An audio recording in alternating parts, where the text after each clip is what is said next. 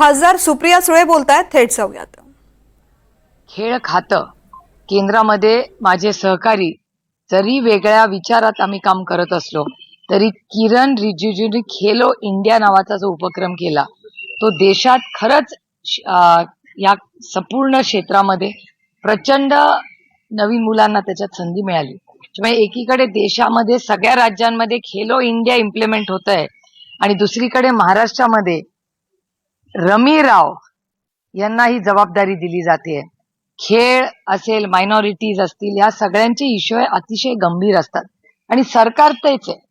त्यामुळे ज्यांनी महाराष्ट्राचा अपमान केला, महाराष्ट्र सरकारचा अपमान केला, सरकारला भिकारी म्हणलेल्या माणसाला पुन्हा एकदा एक वेगळं खातं देणं, कॅबिनेट मिनिस्ट्री ठेवणं हे अतिशय चुकीचं आहे. माझी या सरकारकडून जास्त अपेक्षा होत्या. हे असंवेदनशील सरकार आहे. जो माणूस त्यांच्याच सरकारला भिकारी म्हणतो, शेतकऱ्यांचा अपमान करतो, काळ्या मातीशी इमान राखणाऱ्या तुमच्या माझ्या अन्नधान्य पिकवणारा, जो तुमच्या माझ्यासाठी रोज कष्ट करतो, अशा शेतकऱ्याचा अपमान करणाऱ्या माणसाला प्रमोशन देऊन ज्याचा राजीनामा घ्यायला पाहिजे त्याला महत्वाचं स्पोर्ट्स खातं दिलं जातं. हे अतिशय दुर्दैवी आहे. मी त्याचा जाहीर निषेध करते आणि पुन्हा या असंवेदनशील सरकारला विनम्र विनंती करते की अजूनही वेळ गेलेली नाही, राजीनामा घ्या.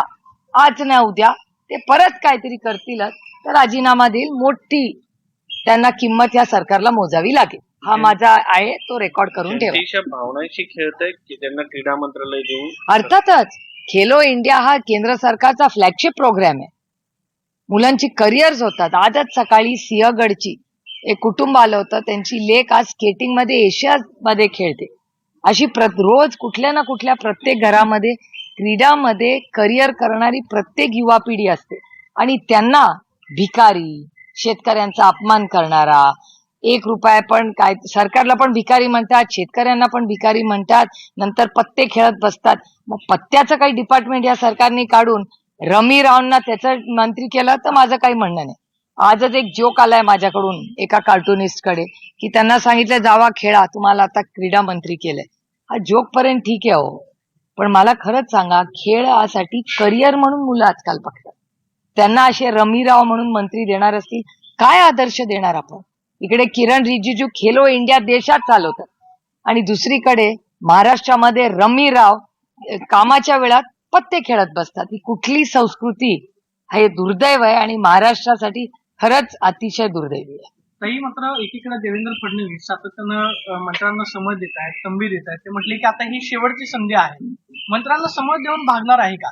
राजीनाम्याची तुम्ही मागणी करताय. ते असं म्हटले की आता तुर्तच तरी कोणताही बदल होणार नाही असं मुख्यमंत्र्यांकडून स्पष्ट करण्यात आलेलं आहे.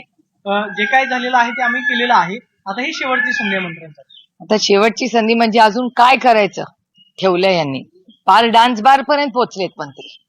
आता ह्याच्याहून पैकी कुठली गलती केली की राजीनामे देतील हाच मोठा प्रश्न आहे. आणि हे महाराष्ट्राच्या इमेजसाठी संपूर्ण देशामध्ये महाराष्ट्राची प्रचंड बदनामी होते. काल संध्याकाळी मी एका खासदारांच्या कार्यक्रमाला गेले होते. तिथे मला खासदारांनी सांगितलं, अरे तुम्हाला रमी राव, हे मला नाव कुठून आलं? हे पार्लमेंट मधूनच मला, ये तुम्हाला रमी राव बदल दिया शायद डिपार्टमेंट. हे दिल्ली मधले